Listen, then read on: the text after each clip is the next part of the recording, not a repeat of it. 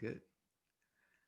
Hello, everyone. My name is Rick, and this is the Cyber Pro podcast where industry leaders share their insights. It is 6 questions in 9 minutes because hackers never sleep. So let's get to it.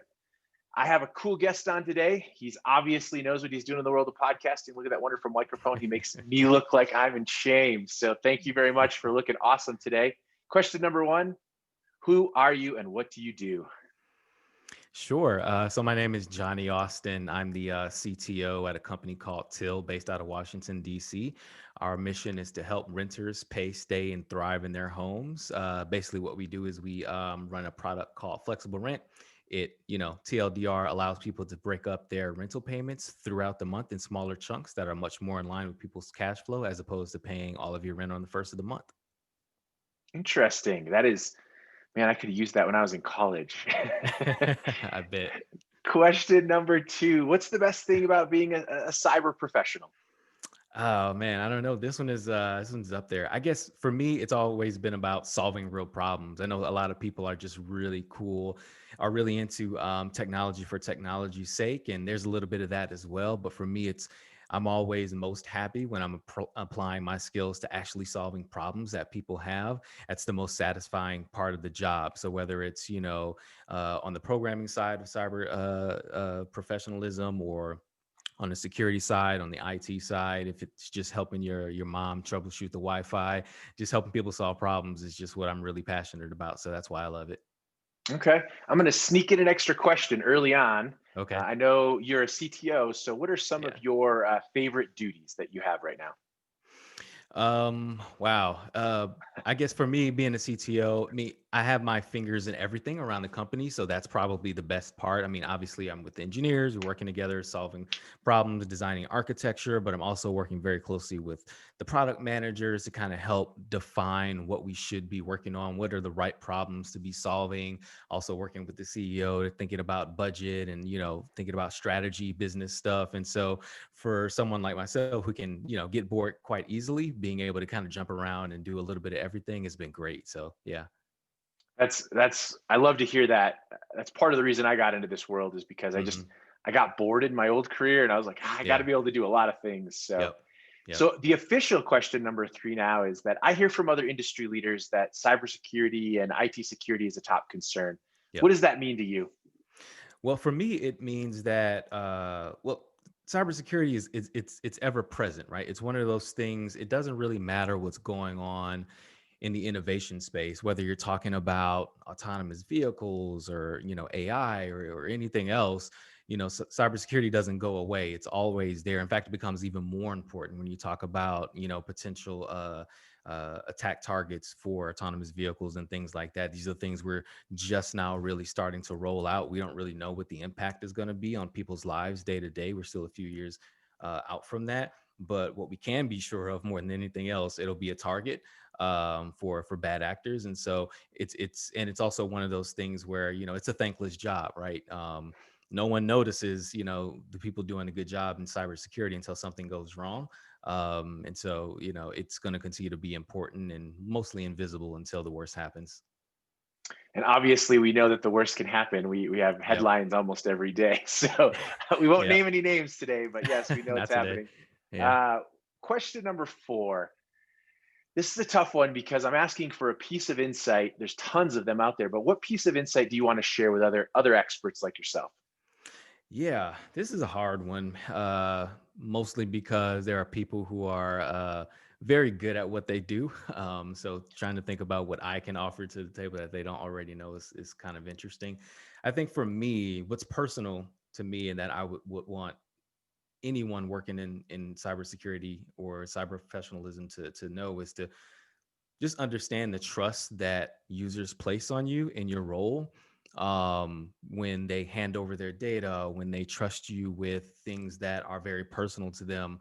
I don't know that we think about that often enough. Like I said, when the worst happens, sure, but just being very conscientious about how we handle that sort of thing. It's a huge burden. It's a big responsibility, and when you sign up for the job, it shouldn't be just to work with cool technology, but you should be very cognizant of the fact that you are very explicitly taking on that responsibility, and something that I think people should take, very seriously. I know my team does as well. And, it's something that I want particularly people who are starting off on this career track to kind of take seriously as well. That's interesting. I've yet to have someone actually propose that, and I'm going to have a follow up question for you. Sure. But the, the reason I'm curious about that is because I've never thought of it that way, and I think a Hmm. lot of people probably haven't. Right? Hmm. We know that we have all this stuff that we have to take care of: Yep. trust of the data, trust of user, Hmm. admin responsibilities. What do you and your team do to make sure that that trust is noticeable? To make sure that I, as a user, know that I can trust you. Yeah, so this is very multifaceted, right? So it all starts with even our language, right? How do we talk to people, right? This is going to get like very meta, but it's about sort of, not being, especially in our space, we're talking about rental housing, and there are a lot of issues right now, particularly with the pandemic and certain landlords and whatnot. Not our landlord partners, we work with great landlord partners. Um, but it starts with our voice and making sure we're not condescending to people and letting them know that they can trust us. We have their best interests in heart, and that we're here to help.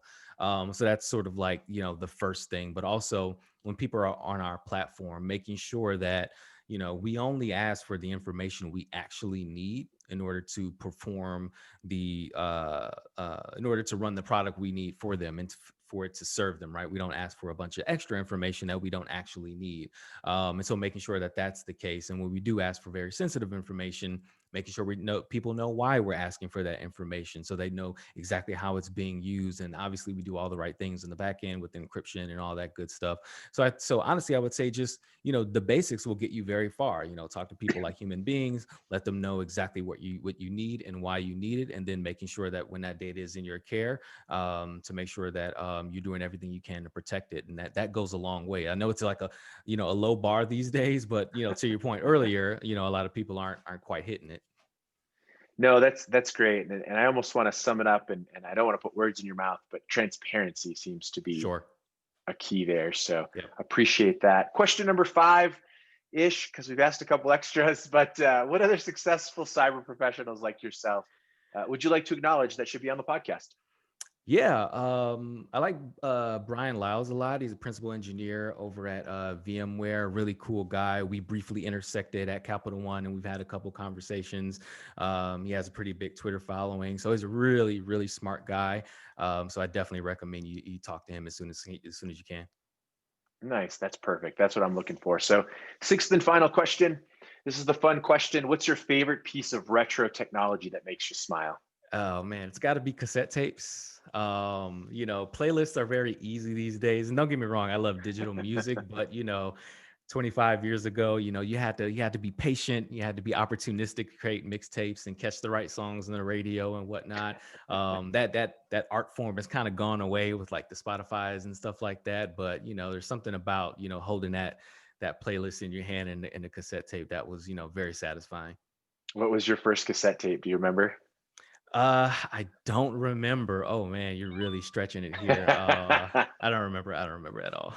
I'm gonna throw my. I grew up on a farm, and my first one was actually a Garth Brooks album. Oh, So really? it's random as that is, and I just remember Yeah. using the pencil to screw it back in Oh, yeah. and Oh, all man. that Yeah. The good stuff. pencil. Oh, goodness. Yeah.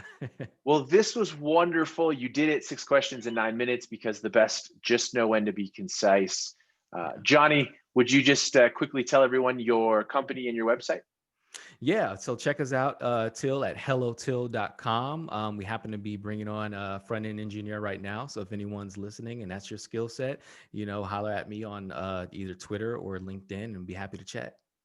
Perfect. And I'll see if I have anybody in my network as well. It's epic Great. having you on. Make sure everyone checks out the other episodes that we have for the Cyber Pro podcast. My name is Rick. Stay awesome, my friends.